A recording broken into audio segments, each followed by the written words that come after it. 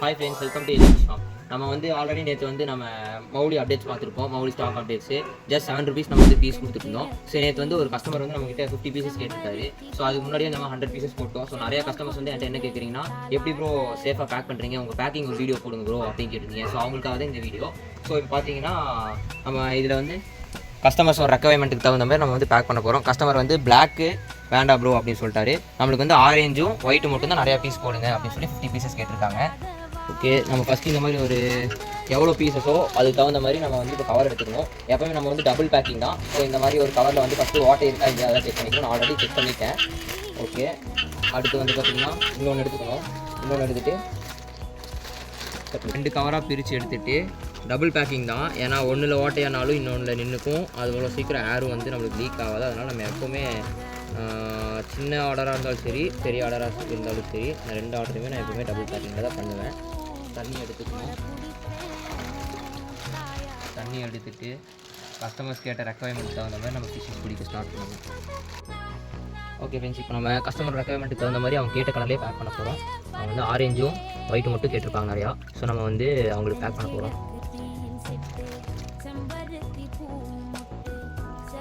வந்து பார்த்தீங்கன்னா 2 கவரில் போட போகிறோம். 25 பீஸாக போட போகிறோம்.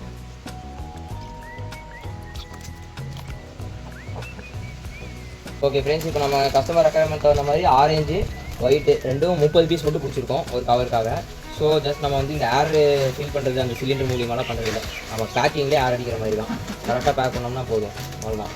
ஜிக்ஸாக்காக வச்சு க்ராஸாக வச்சு நல்லா போட்டு பேக் பண்ணுறது தான். நம்ம ஏர் அடிக்கிறதே இல்லை. இந்த ஆர்டருக்குன்னு இல்லை, இந்த ஆர்டருக்கு நான் ஏர் இது காட்டுறதே இல்லை.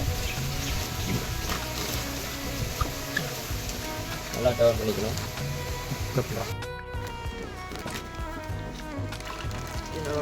டபுள் கவரும் தான் டபுள் கவரு.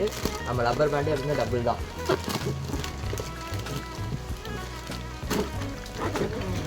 கட்டுறது மட்டும் தான் கொஞ்சம் கஷ்டமாக இருக்கும். போயிட்டு பீஸ் ரோல் பண்ணுறது.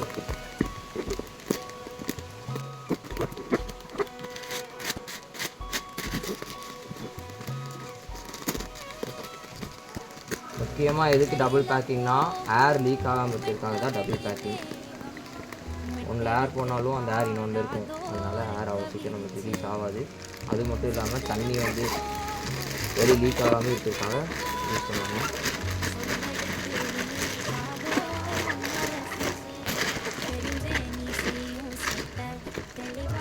நம்மளுக்கு காசெல்லாம் செகண்டரி ஃப்ரெண்ட்ஸ். நம்மளுக்கு ஃபஸ்ட்டு ஒரு உயிர் சேஃபாக போகணும். ஒரு உயிர் இல்லை, இது போகிறது 50 உயிர். 50 உயிர் சேஃபாக போகணும். அதுக்காக நம்ம பார்த்து பார்த்து பேக் பண்ணுவோம்.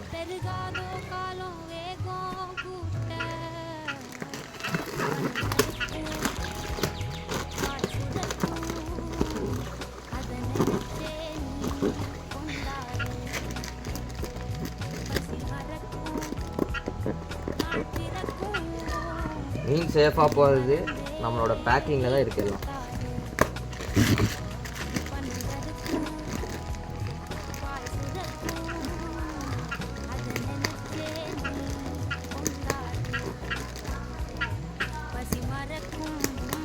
ஓகே ஃப்ரெண்ட்ஸ், அவ்வளோதான்.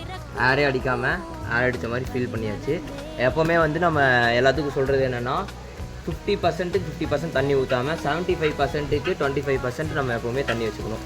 அதாவது முக்கால்வாசி ஏர் தான். முக்கால்வாசி ஏர் தான் இருக்கணும். ஏருக்கான இடத்த விட்டு காவாசி தான் நம்மளுக்கு தண்ணி இருக்கணும். அப்போ தான் நம்ம வந்து மீன் சேஃபாக போகும். மீன் உடம்புல தண்ணி குடுங்கும்போது அடிப்படாது. ஓகே ஃப்ரெண்ட்ஸ், இப்போது அவங்களுக்கு தேவையான 2 பேக்கிங்குமே நம்ம பண்ணி முடிச்சிட்டோம். ஸோ நம்ம வந்து 2 பேக்கிங் முடிச்சோடனே எட்ஜுக்கு வந்து நம்ம எப்போவுமே வந்து டேப் போட்டுருவோம். ஃபுல்லாக அப்படியே ரவுண்டாக ஒரு டேப் போட்டுருவோம். எதுக்குன்னு கேட்டிங்கன்னா, இந்த எட்ஜில் வந்து இப்படி வைக்கும்போது இப்படி மடங்கும். இதில் போய் மீன் மாட்டிடுச்சுன்னா, இந்த எட்ஜில் இப்படி போய் மீன் லாக் ஆகிடுச்சுன்னா மடங்க மீன் அடிப்படும், செத்துடும். ஸோ அது வந்து நம்ம எப்போவுமே ஃபுல்லாக வந்து இந்த டாப்பி இப்படி மடக்கி ஃபுல்லாக ஒரு டேப் அடிச்சிடுவோம். எப்போவுமே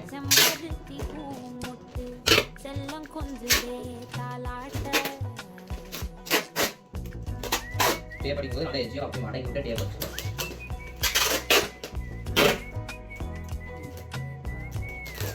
ஸோ இப்போ இந்த அடித்த டேப்பு ஒன்றும் ஆகாமல் இருக்குது. கிராஸ் ஓகே நம்மளுக்கு மெயினே இந்த சுற்றி கிராஸ் அடிச்சதுதான். நிறைய அடிச்சதுதான். இல்லை பார்த்தீங்கன்னா இப்போ தெரியும், உங்களுக்கு இப்போ தெரியுதுன்னு நினைக்கிறேன். மடங்கு தெரியுதா? இப்போ அந்த ஒன்றை மாதிரி இல்லை. ஸோ அது வந்து தண்ணி ஃப்ளாட்டாக வந்து அப்படியே எஸ்பெக்ட் மாதிரி இருக்கும்.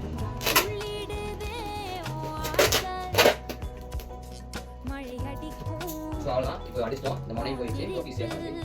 இந்த மாதிரி நியூஸ் பேப்பர் எடுத்து அடியில் அப்படியே வைக்கணும். எதுக்காகனா அடியில் அந்த பேக்கோட டப்பா ஓப்பன் ஆகும், அது குத்தி மேபி ஓட்டை ஆகும் கவரு. அதனால் நம்ம வந்து அடியிலையும் இப்படி போட்டுக்கணும். அடியில் போட்டுட்டு கவர் அப்படியே ஒன்றா பார்த்து அப்படியே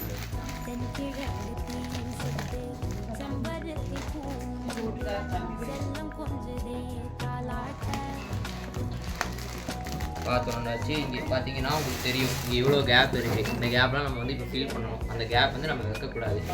ஏன்னா அந்த கேப் இருந்துச்சுன்னா வைங்க நம்மளுக்கு வந்து குடுங்கும், மிஸ்மேட்ச் ஆகும். ஸோ நம்ம வந்து அந்த கேப்பில் சும்மா ஏதாவது வச்சு ஆரம்பிச்சோம். ஓகே, பார்த்தீங்கன்னா உங்களுக்கு தெரியும், நம்ம கேப் எல்லாம் ஃபில் பண்ணியாச்சு. ஃபில் பண்ணி இதுக்கு மேலே ஒரு கவர் இப்படி வச்சுருக்கி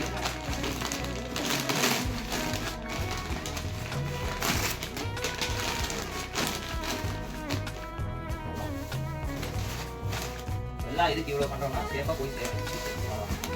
எனக்கு எனக்குமே காசு முக்கியம் இருக்குது, எனக்குமே வெளியில் தான் முடியும். கஸ்டமர் சாட்டிஸ்ஃபேக்ஷன் இருக்குது. பண்ணிவிட்டு